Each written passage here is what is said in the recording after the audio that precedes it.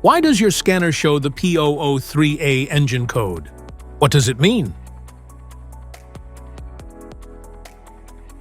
P003A is a diagnostic trouble code for turbocharger, supercharger, boost control, a P0's exceeded learning limit.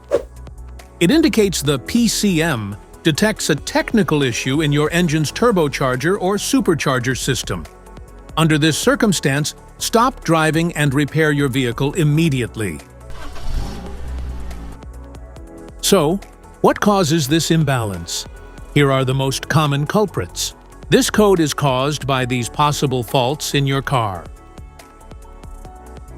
Faulty turbocharger. Bad sensor. Boost control issues. Wiring issues. Corroded connectors. Exhaust leak. Damaged charger housing. Excessive exhaust soot. Each DTC code corresponds to a specific issue in your vehicle. This error occurs in OBD2 equipped vehicles, especially those manufactured since 1996.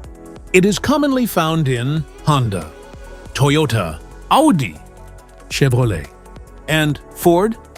If you want to fix this error code, let us know in the comments section. We will definitely make the video on your demand.